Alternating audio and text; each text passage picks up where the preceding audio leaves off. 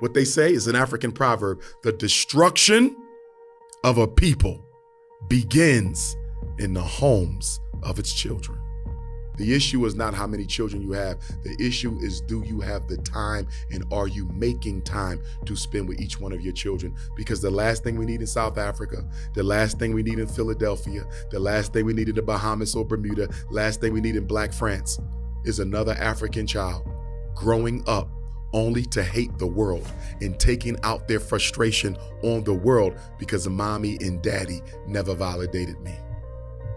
This sounds like an argument for men that don't have money, don't have jobs, shouldn't be reproducing. Never. I would never make that argument. And the men that do have jobs probably are so overworked. In a place like South Africa, our black men are relegated to townships.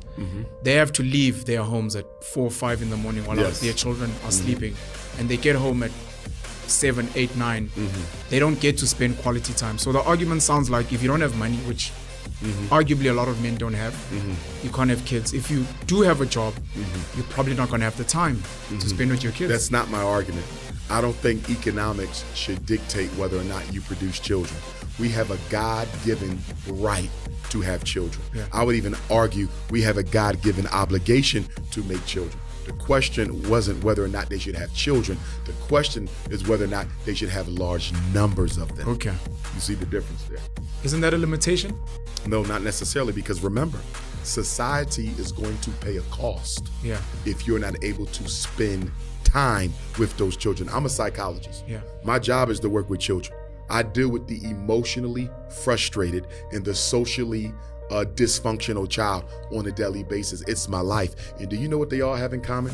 From the killer to the drug dealer to the marijuana addict to the guy who's out sticking up old women for their pocketbooks. You know what they all have in common? Daddy never spent enough time with me. Mama never spent enough time with me. So it is very selfish for me as a black man to know I'm not going to raise these kids properly, produce them anyway, when I know the karmic reaction to my poor parenting is these children are going to take out the lack of love I gave them onto the community in the form of hatred. A lot of what's going on in South Africa, your murder rate is 3 times higher than America. In America, we're dying every day. South Africa's murder rate is 3 times higher than America. So you have to be responsible with your reproduction. Notice, I'm not emphasizing income. I'm emphasizing time. Children don't need money, they need time. You got one kid who has everything he wants, but gets no time with his dad. You got another kid living in poverty, but he gets time with his dad. Guess who's going to be happier over the long run? The impoverished kid who gets time with his child. So I don't care about the money. Make babies, but you better have time to spend with them babies. Because if you don't, that child will take out their pain that you caused them on the rest of us in South African society. And that's not fair.